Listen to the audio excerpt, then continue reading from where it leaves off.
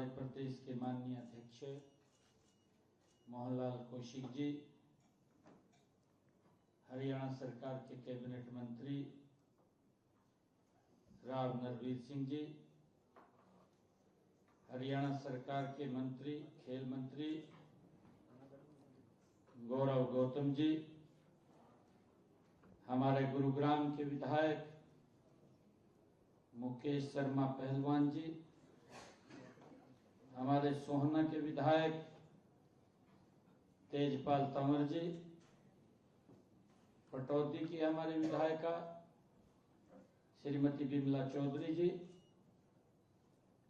युवाओं के दिलों की धड़कन प्रदेश युवा मोर्चा के हमारे माननीय अध्यक्ष योगेंद्र शर्मा जी, जिला के हमारे लोकप्रिय अध्यक्ष सर्वप्रिय त्यागी जी, हमारे युवा मोर्चा के जिला के अध्यक्ष मयंक निर्मल जी, हमारी राष्ट्रीय टीम के युवा मोर्चा के माननीय सदस्य वरुण जी, और आज इस कार्यक्रम के लिए हम एकत्र हुए हैं।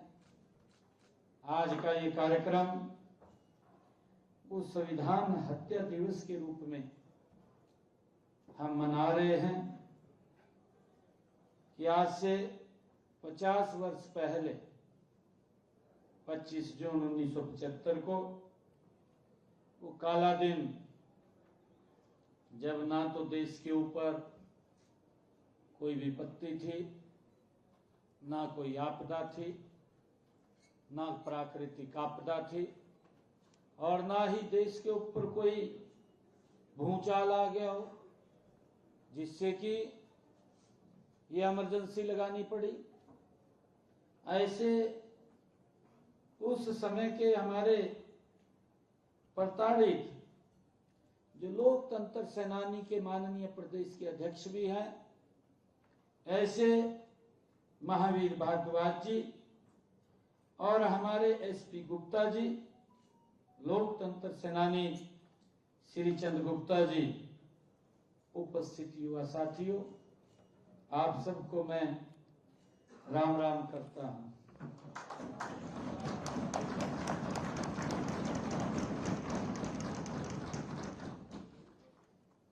ये गुरु द्रोण की नगरी गुरुग्राम और इस पवित्र धरती पर भविष्य के भारत की तस्वीर गढ़ने वाले आप सभी नौजवान के बीच में आकर के मैं एक विशेष ऊर्जा और उत्साह से मैं भर रहा हूं। यह मिलेनियम सिटी गुरुग्राम भारत की आकांक्षाओं, नवाचार और कैन डू स्पिरिट पर ये प्रतीक है।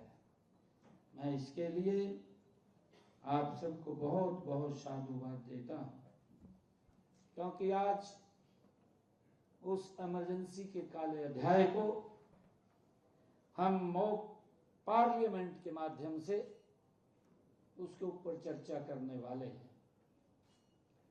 और वो चर्चा चाहे विपक्ष हो पक्ष हो, चर्चा सार्थक हो और देश के लोगों को इसके माध्यम से वो बात भी जानी चाहिए, पता भी लगना चाहिए।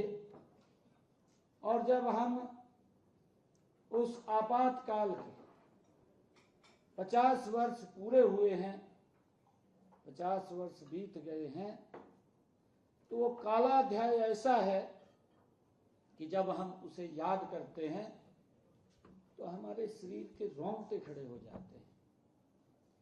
जब हमारे शरीर के रोंगटे उस मात्र स्मरण से खड़े हो जाते हैं तो जिन लोगों के शरीर के ऊपर ये बीती है तो उनकी क्या हालात होंगे।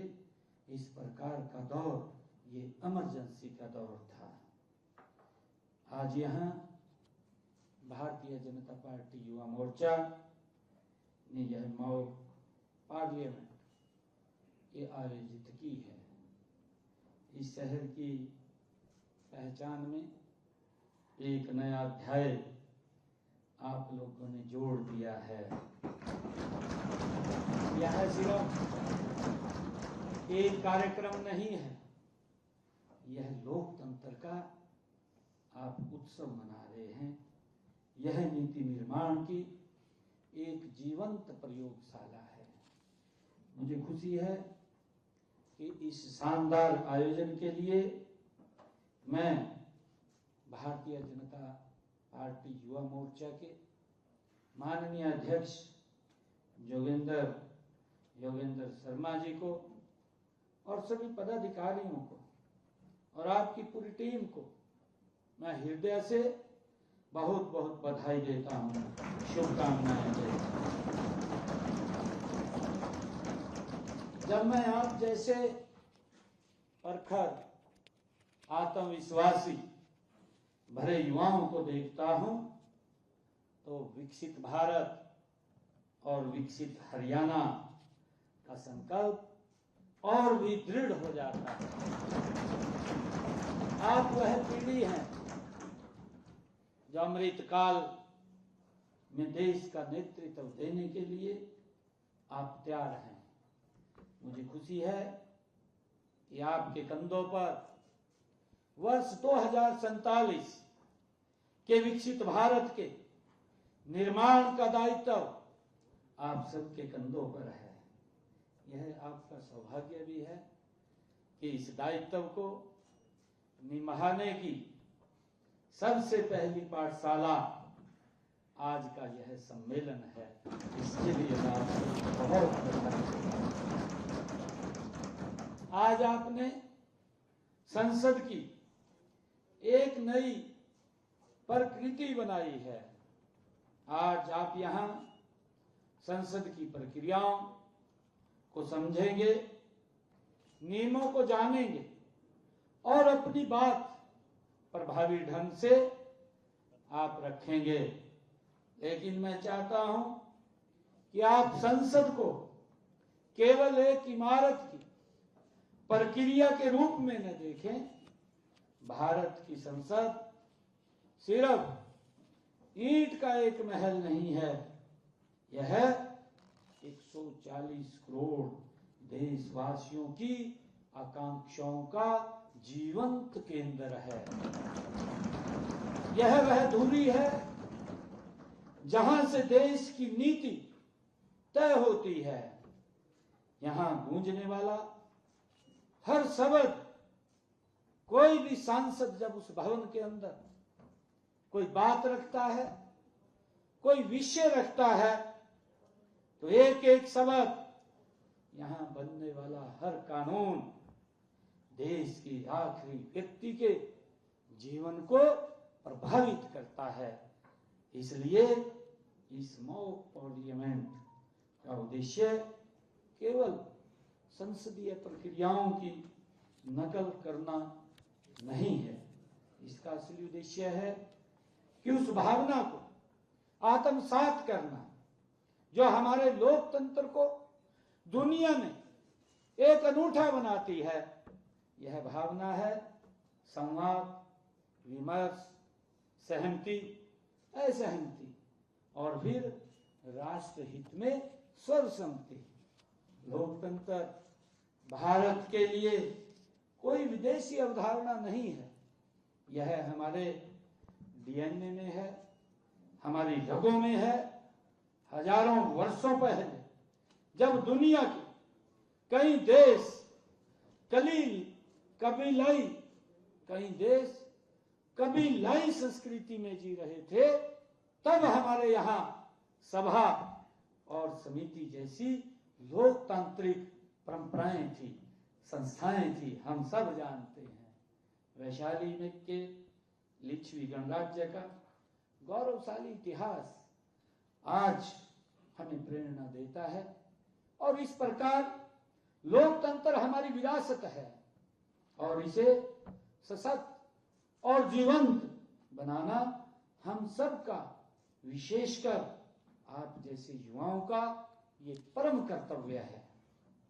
लेकिन साथियों, हमें यह भी याद रखना होगा कि पिछले कुछ वर्षों में राजनीतिक विमर्श का स्तर जिस गति से गिरा है, बहुत कोशिशें भी हुई हैं, चर्चा की जगह नारेबाजी ने ले ली है, तथ्यों की जगह आरोपों ने ले ली है, सहयोग की जगह अवरोध पैदा करने को ही कुछ लोगों ने राजनीति मान लिया है। संसद की कार्रवाई को बाधित करना, देश के कीमती समय को बर्बाद करना और जनता के भरोसे को तोड़ना, ये लोकतंत्र का अपमान है। हम सब देखते हैं, क्योंकि जब मैं पिछले कार्यकाल के दौरान लोकसभा के अंदर था, मैंने तो बड़ा नजदीक से देखा है कि किस प्रकार से, क्योंकि मैंने कहा है एक एक शब्द उस भवन पवित्र मंदिर के अंदर जब हम बोलते हैं तो दूर दराज बैठे हुए व्यक्ति की आकांक्षाओं को पूरा करने का मंदिर है, परंतु उसको किस तरीके से अवरोध किया जाता है, किस तरीके से उसको रोका जाता है। और कहीं ना कहीं जब ये प्रथा बदली है, जो विपक्ष का जो एक विरोध करने का तरीका है, जब उसका स्तर गिरा है, तो उससे कहीं ना कहीं उस देश के विकास में भी वो धीमी गति आती है, अवरोध उत्पन्न होता है। आपको देश की युवा पीढ़ी को ऐसी मानसिकता को पूरी तरह से नकारना होगा। मुझे आपको एक नई राजनीतिक संस्कृति का ध्वजवाहक हम सबको बनना होगा, और वह संस्कृति है परफॉर्मेंस की, वह संस्कृति है ट्रांसपेरेंसी की, और वह संस्कृति है ट्रांसफॉर्मेशंस की।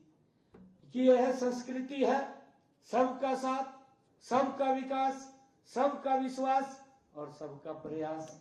मुझे खुशी है कि आज की इस मॉक पार्लियामेंट में मैं आप सबसे आग्रह भी करूंगा कि आप किसी भी विषय पर बोलें तो गहरे अध्ययन के साथ आप उसके ऊपर विचार रखिए, तथ्यों और आंकड़ों के साथ अपनी बात को रखिए। आप सरकार की किसी नीति का समर्थन करें तो उसके पीछे जो सोच है और जो दूरगामी परिणामों को अवश्य आप समझाएं, और जब आप किसी नीति से असहमत हो तो केवल विरोध के लिए विरोध न करें, बल्कि एक बेहतर विकल्प भी सुझाएं। यही रचनात्मक लोकतंत्र की असली ताकत है। याद रखिए कि लोकतंत्र में विरोध का स्थान है। हम लोकतंत्र में, क्योंकि हमारा ये पवित्र लोकतंत्र है और इसकी यही खूबसूरती है, जब पक्ष और विपक्ष आमने सामने बैठता है तो इस पवित्र लोकतंत्र में विरोध वाजिब है। विरोध कर सकते हैं परंतु अवरोध नहीं कर सकते, उसको रोक नहीं सकते। आप विरोध करिए, और ये हमारे इस लोकतंत्र की खूबसूरती है। आज मुझे खुशी है कि देश के यशस्वी प्रधानमंत्री नरेंद्र मोदी जी के कुशल नेतृत्व में भारत बदल चुका है। वह भारत नहीं है जो दुनिया मदद मांगता है। आज ये भारत दुनिया की समस्याओं के समाधान में योगदान देता है। आज वो भारत, यह वो भारत नहीं है जो रक्षा सौदों के लिए विदेशों पर निर्भर रहता था। आज का भारत डिफेंस कॉरिडोर बना रहा है, ब्रह्मोस मिसाइल निर्यात कर रहा है। आज वो भारत है। यह वह भारत नहीं है जहां भ्रष्टाचार, भाई भतीजावाद ने युवाओं के सपनों को दीमक की तरह चाट लिया था। आज भारत डिजिटल इंडिया है, आज भारत स्टार्टअप इंडिया है। युवाओं को अपने सपनों को पंख देने का अवसर भारत ये दे रहा है, मुझे खुशी है। पहले की सरकारों की ये सोच थी कि हम आपके लिए यह कर देंगे, वह कर देंगे। इस प्रकार की सोच ये सरकारों की थी। हमारी सरकार की सोच है, हम सब जानते हैं, पिछले 11 वर्षों के अंदर ये अटल बिहारी वाजपेयी जी जब 1998 से लेकर के 2004 तक देश के यशस्वी प्रधानमंत्री के रूप में उनका कार्यकाल रहा, या 2014 से लेकर के देश के यशस्वी प्रधानमंत्री नरेंद्र मोदी जी की जो सरकार चल रही है, उसकी सोच है कि हम आपके लिए ऐसे अवसर बनाएंगे कि आप खुद अपने लिए, अपने देश के लिए सब कुछ कर सकें। हम आपको केवल पॉलिसी टेकर नहीं बल्कि पॉलिसी मेकर के रूप में हम देखना चाहते हैं। यही तो राष्ट्र निर्माण है। राष्ट्र निर्माण कोई रॉकेट साइंस नहीं है। अपने कर्तव्यों का ईमानदारी से पालन करना ही सबसे बड़ी राष्ट्र सेवा है। जब आप ट्रैफिक सिग्नल पर रुकते हैं तो आप राष्ट्र निर्माण करते हैं। जब आप अपना परिसर स्वच्छ बनाते हैं तो आप राष्ट्र निर्माण करते हैं। जब आप डिजिटल लेन देन अपनाते हैं तो आप राष्ट्र निर्माण करते हैं। और जब आप इस तरह मॉक पार्लियामेंट में हिस्सा लेकर के देश के मुद्दों पर चिंतन और मंथन करते हैं तो आप एक प्रबुद्ध नागरिक बनकर के राष्ट्र निर्माण की नींव को मजबूत करने का काम आप लोग करते हैं। यह अमृत काल है, ये अमृत काल है। भारत के लिए अवसरों का ये महासागर लेकर के आया है। आज दुनिया भारत में अपनी उम्मीद देख रही है। आज दुनिया भारत को एक उम्मीद की नजर से देख रही है।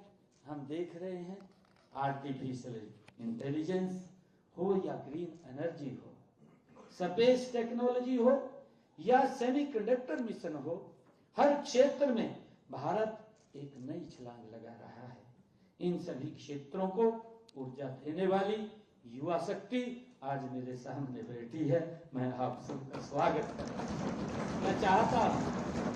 मैं चाहता हूं कि आप बड़े सपने देखें।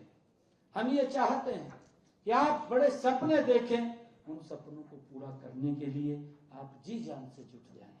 आप सिर्फ जॉब सीकर न बने बल्कि जॉब क्रिएटर्स बने, ऐसी हमारी इच्छा है। सरकार आपके साथ कंधे से कंधा मिला करके खड़ी है। हम सब देखते भी हैं कि आदरणीय मोदी जी ने पिछले लगभग 11 वर्षों के अंदर चाहे मुद्रा योजना से करोड़ों युवाओं को बिना गारंटी के लोन देने का काम किया है। हमने स्टार्टअप इंडिया से आपके इनोवेशन को एक प्लेटफॉर्म देने का काम ये हमारी सरकार ने किया है।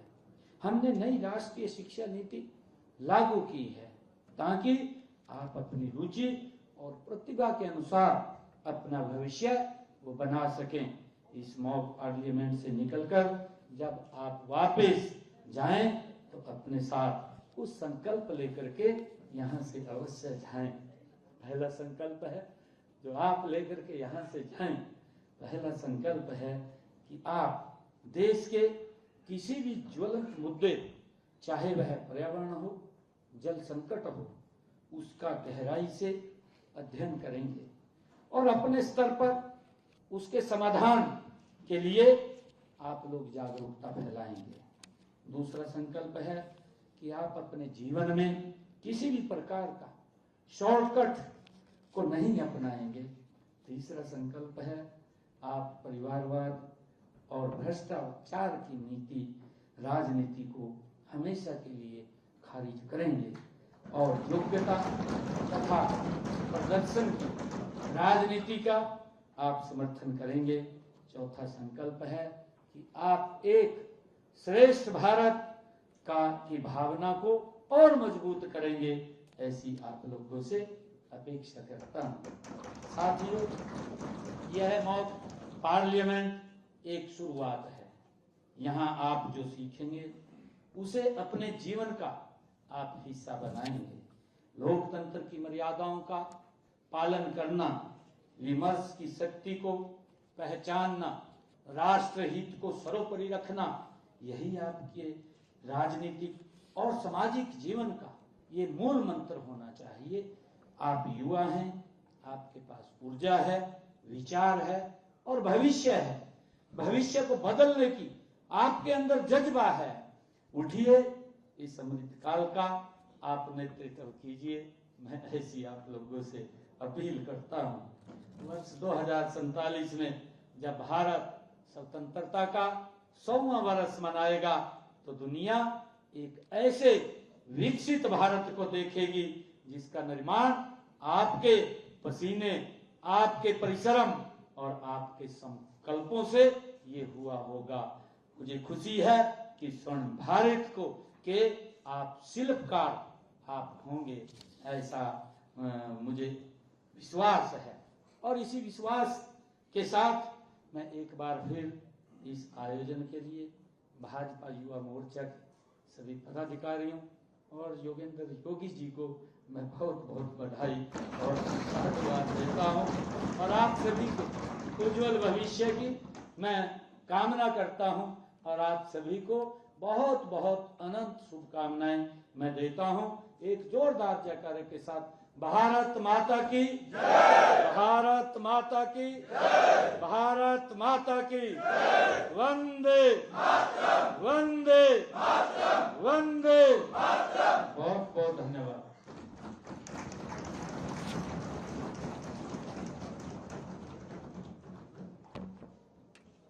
बहुत बहुत धन्यवाद आदरणीय मुख्यमंत्री जी।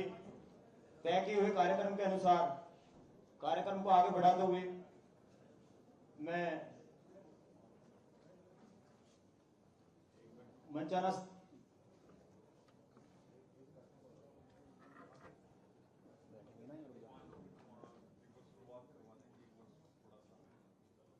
मोटिवेशन